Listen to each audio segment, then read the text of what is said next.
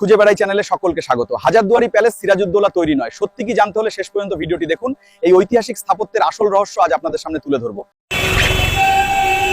হাজারদুয়ারি প্যালেসের ভিতরে কেন ভিডিও করা নিষেধ জানেন কি? আর কোন সময় ভিজিটিং আওয়ার্স? আপনি কি উইকেন্ডে মুর্শিদাবাদ ঘোরার প্ল্যান করছেন? তাহলে কবে বন্ধ থাকে জানতে হলে এই ভিডিওটি আপনার জন্য। স্কিপ না করে দেখতে থাকুন। ভালো লাগলে অবশ্যই সাবস্ক্রাইব করে রাখুন। মুর্শিদাবাদের বুকে দাঁড়িয়ে আছে এক রহস্যময় প্রাসাদ, যার নাম হাজারদুয়ারি। কিন্তু সত্যি কি এখানে হাজারটা দরজা আছে? আর সবচেয়ে বড় প্রশ্ন, যে প্রাসাদ সবাই সিরাজের বলে জানে, সেটা আসলে সিরাজের নয়।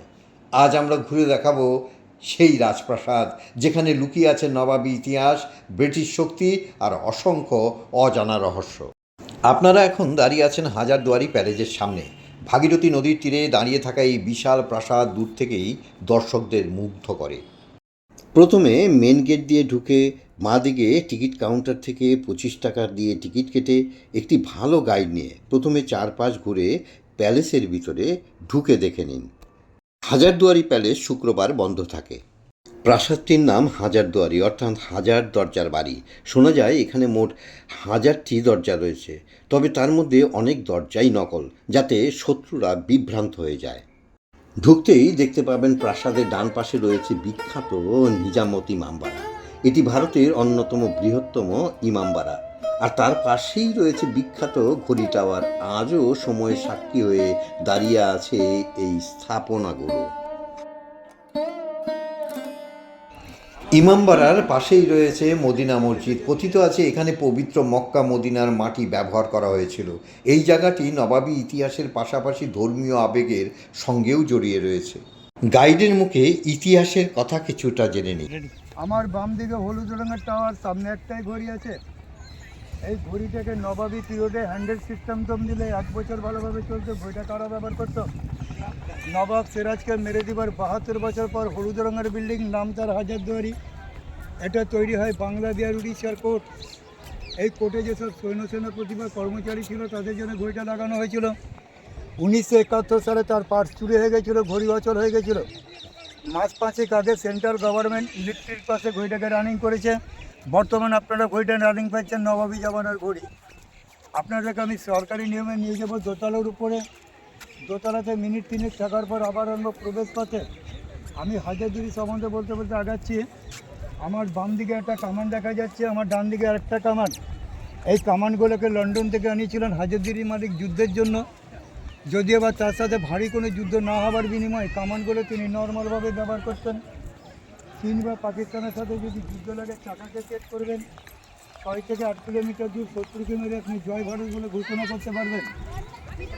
আপনাদেরকে আমি যে সিরিজে উপরে নিয়ে যাব, মিনিট 3 মধ্যে নিচে আনবো। টোটাল সিঁড়ি হচ্ছে 36টা ধাপ। বিল্ডিংটা লম্বা বা চওড়া 12 বিঘার উপর। এই বিল্ডিংটা তৈরি করার সময় লাগে 8 বছর। খরচা হয় সোনার টাকা 16,50,000 টাকা। 1829-এর কাজ শুরু, 37-এ তার কাজ কমপ্লিট। নবাব সিরাজকে মেরে দিবার 72 বছর পর এই বিল্ডিংটা তৈরি হয় বাংলা বিহার উড়িষ্যার কোর্ট, যার নাম হাজারদুয়ারি। 1000 দরজার জন্য নাম তার হাজারদুয়ারি। নকল দরজা 100টা, আসল দরজা 900টা। 2 মিলে বিল্ডিংটার নাম হাজারদুয়ারি। যেতে যেতে জানতে পারলাম হাজারদুয়ারি প্রাসাদের ভিতরে ভিডিও করা নিষিদ্ধ। তবুও বাইরে থেকে বোঝা যায় এর ভিতরে কত বিশাল ইতিহাস লুকিয়ে আছে। এই প্রাসাদের সংগ্রহশালায় রয়েছে নবাবদের ব্যবহার করা অস্ত্র, তলোয়ার, বন্দুক, চিত্রকর্ম, পালকি, রাজকীয় আসবাব এবং ঐতিহাসিক নথি। সবচেয়ে আকর্ষণীয় অংশ হলো রাজকীয় দরবার হল, যেখানে ঝাড়বাতি, বিশাল সিংহাসন আর ইউরোপীয় সাজসজ্জায় আজও দর্শকদের বিস্মিত করে। প্রাসাদের সামনে থাকা সিংহের মূর্তিগুলো ব্রিটিশ প্রভাব ও রাজকীয় ক্ষমতার প্রতীক হিসাবে স্থাপনা করা হয়েছিল। ইউরোপীয় ধাঁচে তৈরি এই প্রাসাদের বিশাল স্তম্ভ, লম্বা বারান্দা, রাজকীয় গঠন আজও ব্রিটিশ আমলের শক্তি পরিচয় বহন করে।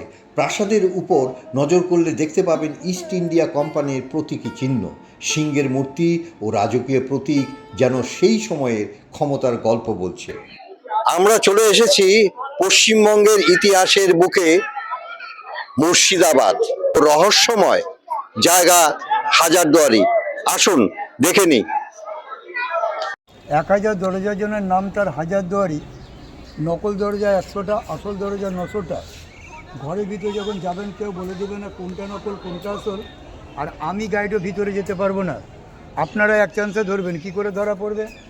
আমার ডান হাতের সামনে দরজা নকল, কোনো চাবির ঘাট নাই। ফলো করে দেখুন, এখানে যখন কোনো চাবির ঘাট নাই। আবার আমার ডান দিকে দেখুন চাবির ঘাট আছে, আছে চাবির ঘাট। যেটা চাবি সেটা অরিজিনাল, যেটা চাবি ছাড়া সেটা ডুপ্লিকেট।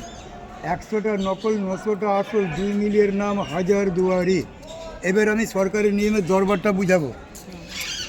মডেলটা দেখবেন, এটা হচ্ছে হাজারদুয়ারি মডেল। মডেলের সামনে রাজমিস্ত্রির মশলা তোলা কুর্নি আছে। কুর্নির পাতা হচ্ছে রূপো, বাঁধ হচ্ছে হাতির দাঁত। হাজারদুয়ারি ভিত উদ্বোধন কুর্নি।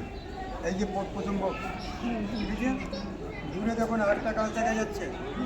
ওখানে পৌঁছালে 3টে ভাষায় লেখা আছে দরবার রুম। ওর কাছে পৌঁছালে আপনার পায়ের সামনে পাবেন ইটালিয়ান মার্বেলের টেবিল। টেবিলে যে চেয়ারটা দেখবেন 42 কিলো রূপো দিয়ে তৈরি করা।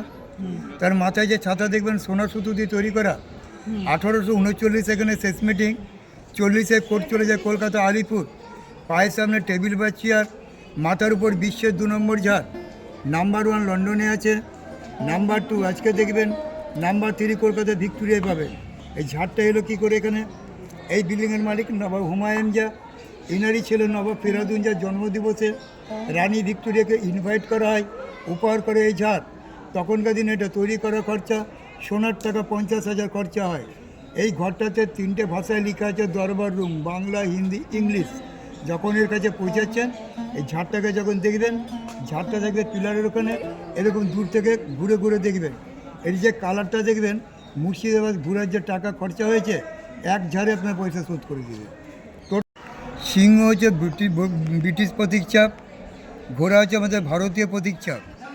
দেখুন সিরাজকে মেরে দেওয়ার পর যে আমরা পরাধীন, তার পরিচয়টা পাচ্ছেন কোথায়?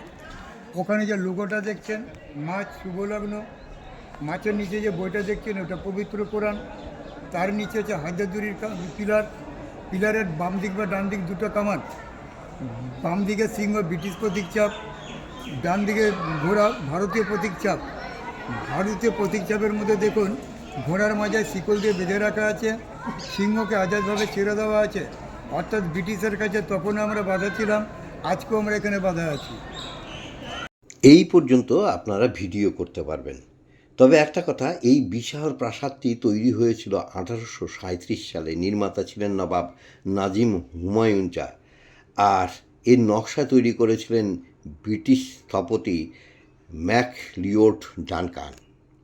নবাব সিরাজদৌলার মৃত্যুর 72 বছর বাদে এই প্রাসাদ তৈরি হয়েছিল। এই প্রাসাদ ছিল মূলত নবাবদের প্রশাসনিক কাজ ও রাজকীয় দরবারের কেন্দ্র। নবাবী শাসনের শেষ যুগের সাক্ষী এই হাজারদুয়ারি প্রাসাদ। এই ঘটনাটি কি জানতেন? তাহলে কমেন্ট বক্সে জানান। আমার ভিডিওটি ভালো লাগলে একটি সাবস্ক্রাইব, শেয়ার এবং লাইক এবং কমেন্ট দিন। আপনারা যদি এমন আরও রহস্যময় ইতিহাস জানতে চান তাহলে অবশ্যই খুঁজে বেড়াই চ্যানেলটি সাবস্ক্রাইব করে রাখুন। আজ এই পর্যন্ত, আবার দেখা হবে অন্য কোনো এক ভিডিওতে। নমস্কার, সবাই ভালো থাকবেন।